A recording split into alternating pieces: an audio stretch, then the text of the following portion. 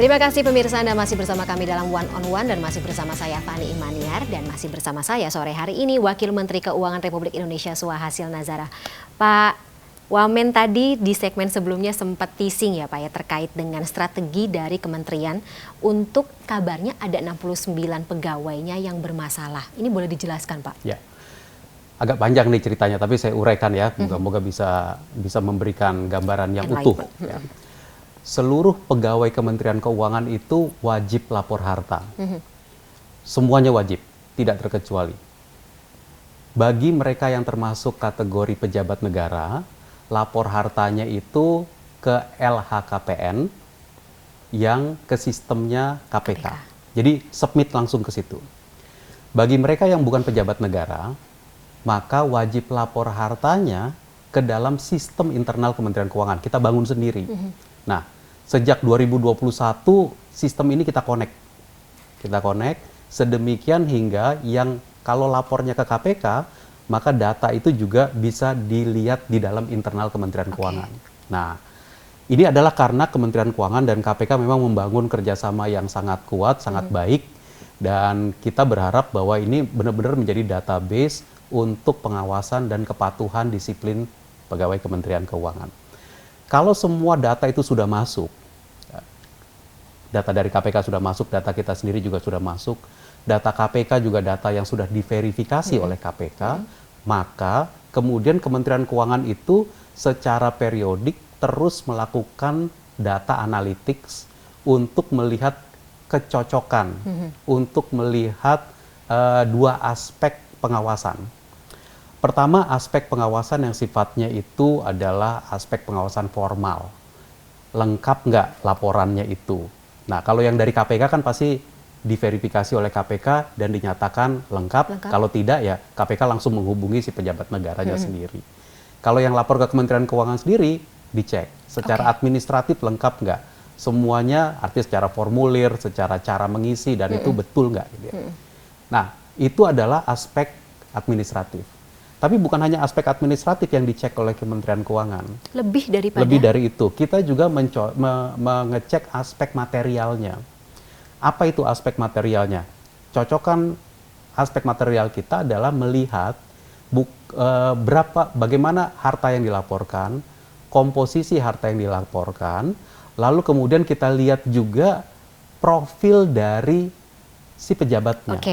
Profil ini artinya jabatannya apa, penghasilannya berapa, ada nggak laporan transaksi yang mencurigakan yang kita dapat dari PPATK, ada nggak informasi kejelasan mengenai sumber harta, karena di dalam laporan itu ada sumber harta kita, usaha sendiri, ada hibah, ada warisan, ada hibah dengan perjanjian atau akte, ada juga hibah tanpa perjanjian. Ini dilihat oleh teman-teman di Inspektorat Jenderal, dan kalau profilnya itu cocok, ya clear.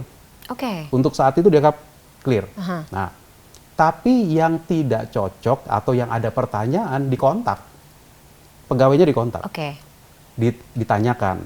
Nah, kalau dicocokin, ya, diminta memberikan klarifikasi. Kalau dalam proses klarifikasi clear ya oke.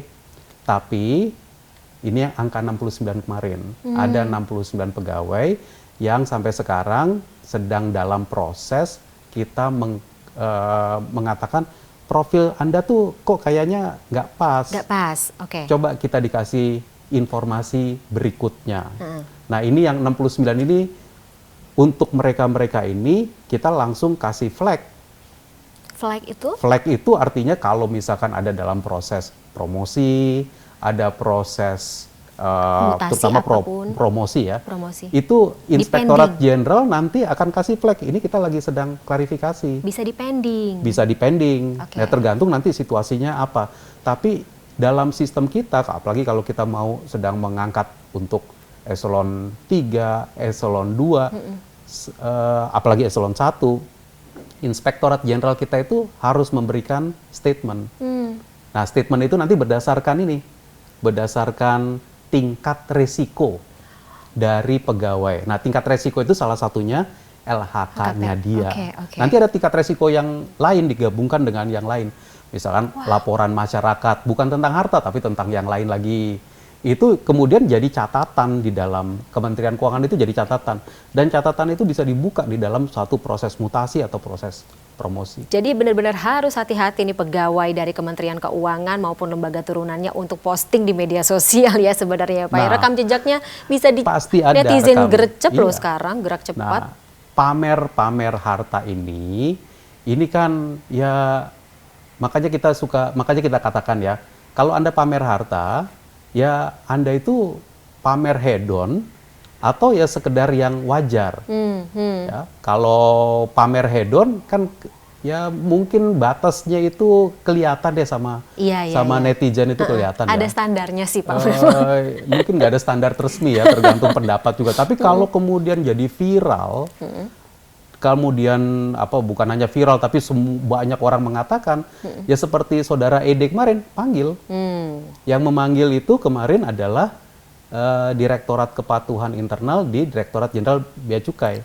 Jadi belum Inspektorat Jenderal yang manggil, baru di dalam lingkungan DJBC-nya. Baik. Kalau boleh sedikit bocoran Pak Wamen, 69 orang ini eselon berapa? Nanti saya cek dulu deh.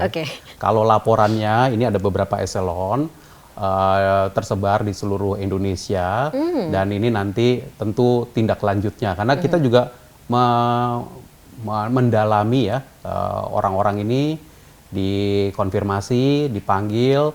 Kalau dia bisa mengklirkan, ya selesai. Aman, lulus ya. Ini juga termasuk salah satu bagian dari tugas tim Satgas yang dibentuk oleh Kemenkeu, Pak? Satgas, yang investigasi juga ini. Kalau tim investigasi, biasanya kita selalu bentuk per orang, per kasus gitu. Berarti tergantung dari situasi dan juga dibutuhkan seperti itu ya. Tapi Inspektorat Jenderal kita, ya seperti mendalami LHKPN, itu ya pekerjaan yang ibaratnya rutin. Kalau misalkan ya, sekarang itu teman-teman itu sedang mendalami untuk laporan LHKPN tahun 2021. Oke. Karena laporan LHKPN 2021 itu resminya disubmit oleh pegawai Kementerian Keuangan pada akhir Februari 2022. Tapi KPK biasanya menunggu sampai dengan Maret 2022. Memang kita Kementerian Keuangan sebulan lebih cepat. Tapi KPK memberikan deadline kalau mau masukin LHKPN itu sampai dengan bulan Maret. Nah, berarti Maret 2022. Lalu KPK itu kan melakukan verifikasi. Dan kita pejabat negara biasanya nanti beberapa bulan kemudian menerima hasil verifikasi dari KPK. Verifikasinya mengatakan laporan Anda sudah diverifikasi dan akan diumumkan. Artinya masuk di dalam website. Itu baru beberapa bulan kemudian. Karena seperti kemarin Pak Pahala mengatakan 300.000 lebih yang harus diverifikasi. Nah, setelah diverifikasi barulah itu masuk dalam database, lalu kemudian connect sama database-nya Kementerian Keuangan. Jadi pertengahan tahun connect kira-kira dengan database-nya Kementerian Keuangan. Dari pertengahan tahun sampai sekarang, nah itu dilakukan pencocokan atau melihat kalau kita biasa pakai istilah di sini, melihat apakah ada anomali. Nah, anomalinya itu tadi dengan profil pegawainya. Jadi bukan hanya ngelihat jumlah nominalnya, tapi cocok nggak dia jabatannya apa, income-nya berapa, lalu kemudian ada laporan transaksi yang mencurigakan atau enggak, sumber hartanya itu bagaimana, kalau dari income ya income-nya cocok nggak. Betul. Nah, di titik-titik tertentu kalau terjadi kecurigaan, kita langsung lihat SPT pajaknya. Nah, SPT pajaknya kelihatan nggak income-nya, kira-kira match nggak dengan income yang dilaporkan di LHKPN-nya dia dengan yang di SPT pajaknya.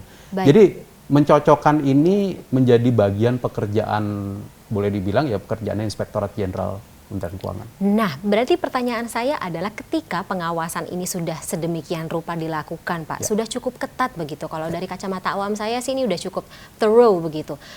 Sampai bisa ada kasus seperti RAT dan juga ED. Ini kalau ya teman-teman warganet mengatakan sih, apakah kementerian atau lembaga dan juga orang-orang yang bertugas, pihak-pihak yang bertugas untuk mengawasi ini kecolongan apa gimana, Pak?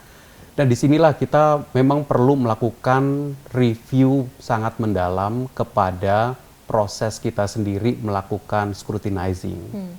Jadi kalau tadi sempat saya sampaikan di Kementerian Keuangan itu ada 3 lines of defense, ada pengawasan yang 3 layer tadi. Ini bekerjanya kayak apa sih? Ini kita minta review sekarang. Kita minta review dan saya minta kepada Inspektorat Jenderal untuk betul-betul mendudukan apa yang dilakukan. Sehingga kita itu bisa, kalau tadi kan ini kan semua berbasis resiko itu bisa kita munculkan nggak sih? Kita bisa mengenali resiko itu atau enggak? Nah, bahwa kemudian ada tindak lanjut, action, ditanya, nanyanya itu bagaimana, apa yang ditanya, apa yang dicek, bagaimana dengan income-nya, bagaimana dengan SPT-nya. Ini kan yang harus kita cocokkan semua. Jadi evaluasi besar-besaran juga ya Pak ya? Ya, kita akan melakukan, ini komitmen kita bikin review internal sendiri di Kementerian Keuangan. Dengan teman-teman KPK, koordinasi kita dengan Pak Pahala kemarin juga menunjukkan bahwa ini masih ada ruang kita kerjasama yang lebih baik. Flag ini artinya notes dan segala sesuatunya itu harusnya kita bangun, kita bisa nih bangun bersama. Meskipun koordinasi kita sekarang cukup erat, tapi kayaknya kita perlu duduk lebih dalam lagi melihat potensi resiko-resiko ini. Nah, bicara mengenai KPK nih, Pak Wamen, kemarin Deputi Pencegahan KPK, Pak Pahala Nainggolan mengatakan katanya dalam internal Kemenkeu, kemudian juga tadi lembaga-lembaga turunannya DJP, Bea Cukai, katanya ada geng-geng. Nah, saya nggak tahu yang dimaksud Pak Pahala, tapi tanyakan ke Pak Pahala. Tapi kalau kita di Kementerian Keuangan, kita beberapa waktu terakhir ya, 5 tahun, 8 tahun terakhir, kita tuh keluar dengan logika bahwa cara bekerja yang satu. Malah 3 tahun terakhir ini kita keluar dengan tagline Kemenkeu 1. Kita membangun, mungkin ini sejak 5-6 tahun yang lalu, kita membangun sinergi antara pajak dengan bea cukai, harus ada sinergi. Nggak boleh bekerja sendiri-sendiri. Belakangan kita juga membangun sinergi bahkan dengan unit-unit yang lain. Sekarang kalau saya pergi ke daerah, duduk bersama, rakor gabungan. Kita ingin menyampaikan bahwa tugas Kementerian Keuangan itu bersama-sama adalah menjaga perekonomian Indonesia. Bukan hanya sekedar, kalau perbendaharaan tugas kita hanya menyalurkan belanja. Kalau pajak tugas kita adalah mengumpulkan penerimaan saja. Iya betul, mengumpulkan penerimaan, tapi mengumpulkan penerimaan untuk perekonomian. BC, Bea Cukai, mengumpulkan penerimaan, betul. Menjaga negara, menjaga perbatasan juga betul.